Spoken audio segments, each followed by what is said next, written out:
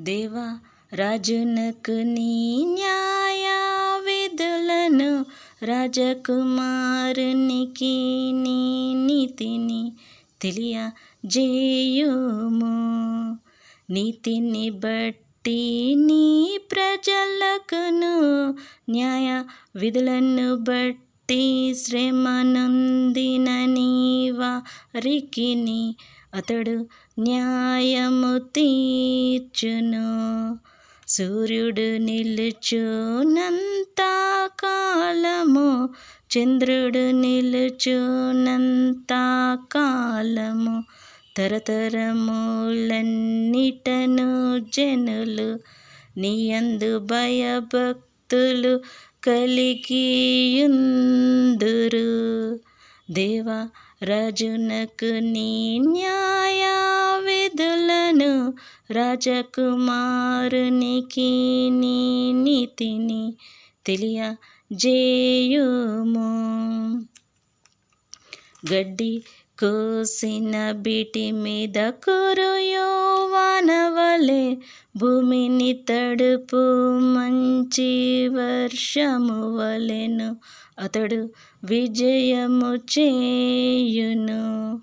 అతని దినములలో నీతిమంతులు వర్ధిల్లుదురు. చంద్రుడు లేకపోవు వరకు క్షేమాభివృద్ధి కలుగును. నిరుపేదలయందు బీదలయందు అతడు కనికరించును. దేవా రాజునకు నీ న్యాయ విధులను, రాజకుమారునికి నీ నీతిని తెలియజేయుము. దేశములోను పర్వత శిఖరముల మీదను సస్య సమృద్ధి కలుగును. నేల మీది పచ్చిక వలె పట్టణస్థులు తేజరిల్లుదురు. అతనిని బట్టి మనుష్యులు దీవింపబడుదురు. అన్యజనులందరును అతడు ధన్యుడని చెప్పుకొందురు.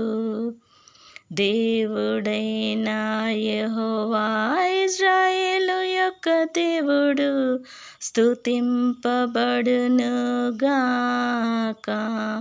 ఆయన మాత్రమే ఆశ్చర్య కార్యములు చేయువాడు. ఆయన మహిమ గల నామము నిత్యము స్తుతింపబడునుగాక. సర్వభూమియు ఆయన మహిమతో నిండియుండునుగాక.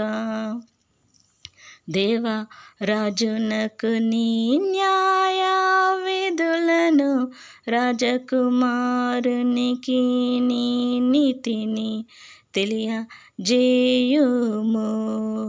నీతిని బట్టి నీ ప్రజలకును, న్యాయ విధులను బట్టి శ్రమ నొందిన నీ వారికిని అతడు న్యాయము తీర్చును.